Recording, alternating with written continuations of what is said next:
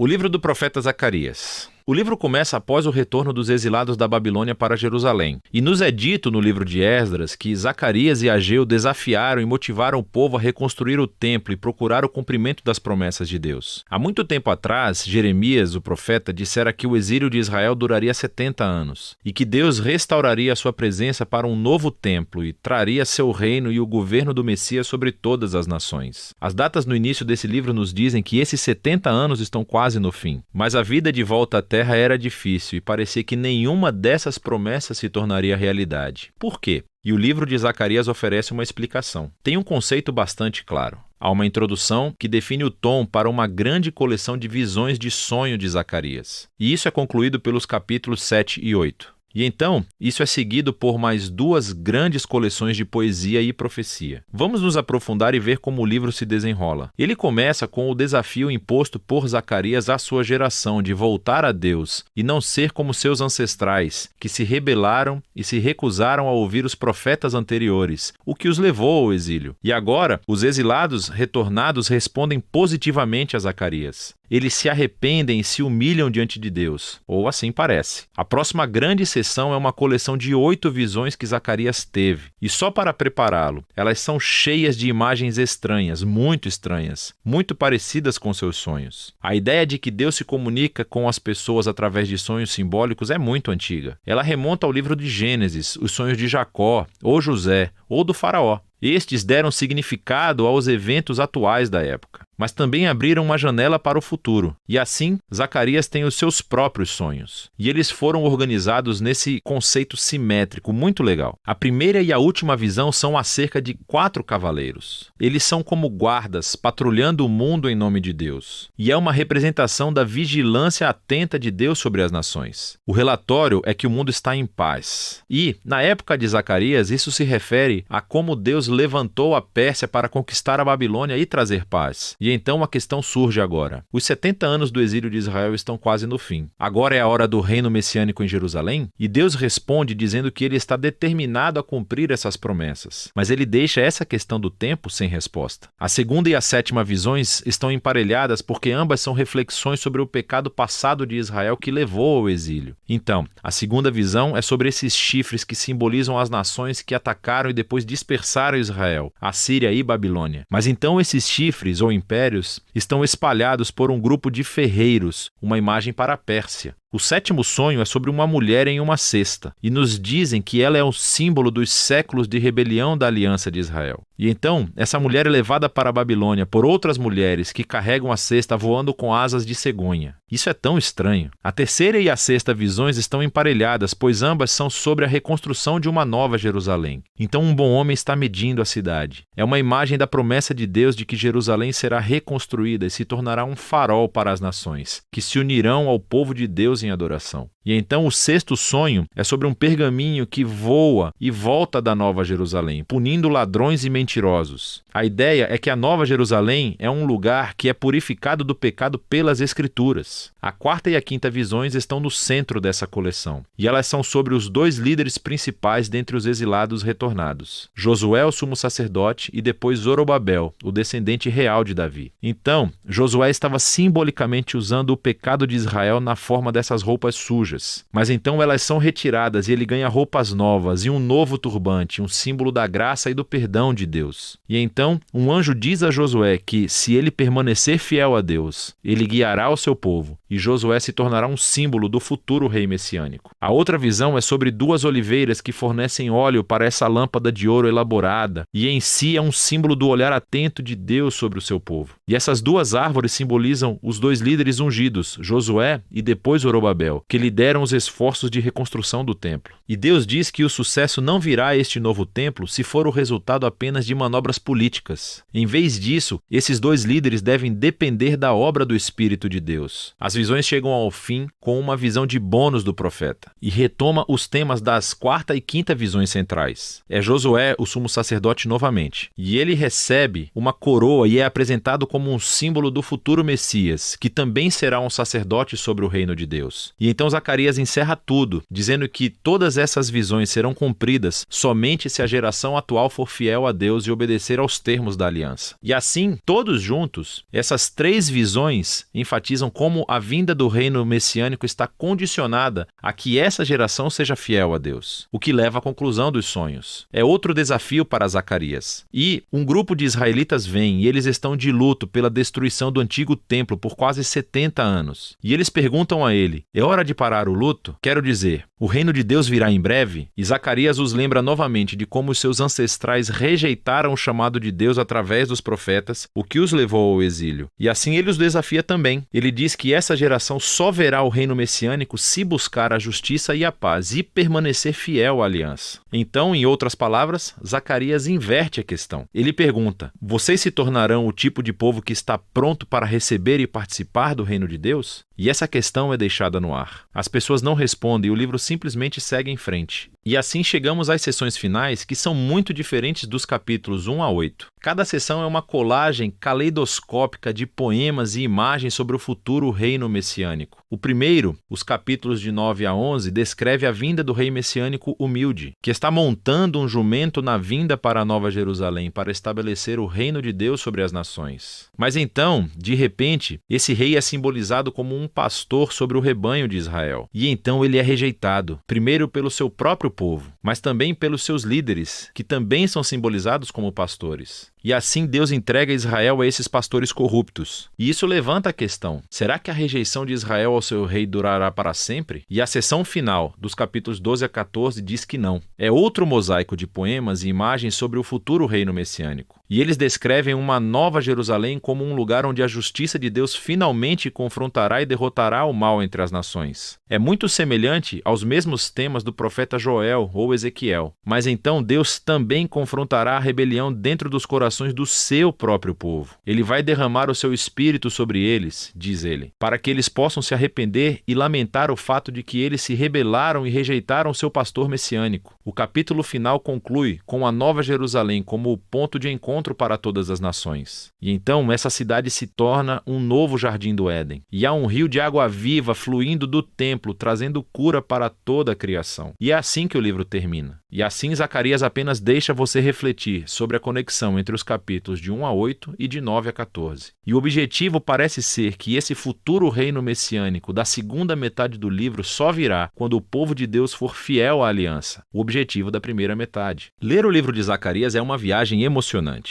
Essas visões e poemas estão cheios de imagens surpreendentes e não seguem um fluxo linear de pensamento. E isso é parte do objetivo. É como a história e as nossas vidas. Nem sempre se encaixam em padrões puros e ordenados. Mas os profetas nos oferecem vislumbres da mão de Deus no trabalho, guiando a história em direção aos seus próprios propósitos. E por fim, Zacarias nos convida a olhar para o caos e esperar a vinda do reino de Deus, que deve motivar a fidelidade no presente. E é disso que se trata o livro de Zacarias.